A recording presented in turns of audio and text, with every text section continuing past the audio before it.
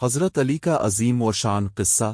حضرت علی، جنہیں شن خدا کہا جاتا ہے، ان کی پوری زندگی بہادری، انصاف، علم اور عبادت سے روشن تھی۔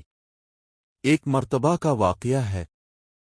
کوفہ کے بازار میں لوگ اپنے کاموں میں مصروف تھے کہ ایک مسلمان گھبرایا ہوا حضرت علی کے پاس آیا۔ وہ کہنے لگا، امیر المومنین، میرے ساتھ ناانصافی ہوئی ہے، میرا مقدمہ سن لیجیے۔ حضرت علی فوراً اپنے مقام سے اٹھے اور بغیر کسی محافظہ پروٹوکول کے اس شخص کے ساتھ چل پڑے۔ وہ جگہ پہنچے تو معاملہ یوں تھا کہ ایک زرہ، لوہے کا جنگی لباس پر جھگڑا تھا۔ مسلمان کا دعویٰ تھا، یہ زرہ میری ہے، لیکن ایک یہودی کہتا تھا، نہیں، یہ میرے پاس ہے، لہذا میری ہے۔ بازار کے لوگ سمجھ رہے تھے کہ اب فیصلہ تو لازمی حضرت علی کے حق میں ہی آئے گا، کیونکہ وہ حکمران بھی تھے اور ایک عظیم شخصیت بھی۔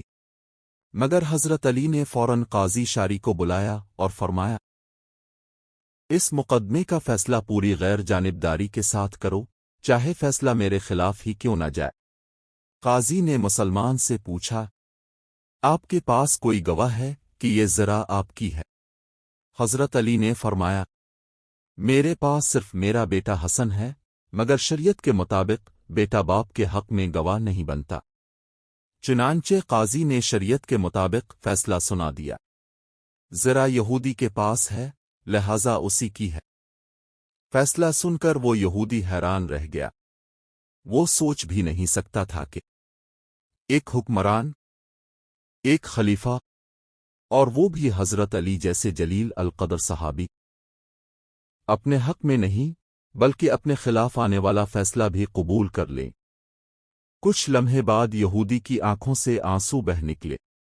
اس نے لرزتی ہوئی آواز میں کہا، اللہ کی قسم، یہ زرہ حقیقت میں آپ ہی کی ہے۔ میں نے راستے سے اٹھا لی تھی، اور آج میں نے وہ عدل دیکھا ہے جو صرف نبی کے گھر والوں کا حصہ ہے۔ پھر اس نے وہ مشہور جملہ کہا، میں گواہی دیتا ہوں کہ آپ لوگ حق پر ہیں، میں اسلام قبول کرتا ہوں۔ حضرت علی نے مسکرا کر فرمایا، زرہ تمہاری تھی، تم ہی رکھو۔ اسلام لینا کسی چیز کے لینے کا نہیں، حق دینے کا نام ہے۔ ایک اصل طاقت انصاف میں ہے۔ دو، عدل کرنے والا کبھی کسی سے نہیں ڈرتا، چاہے فیصلہ اپنے خلاف ہی کیوں نہ ہو۔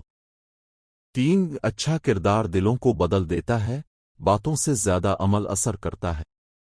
حضرت علی کی زندگی ہمیں بتاتی ہے کہ عزت، طاقت اور عظمت ہمیشہ اصولوں، سچائی اور عدل میں ہے، یہی حقیقی بہادری ہے۔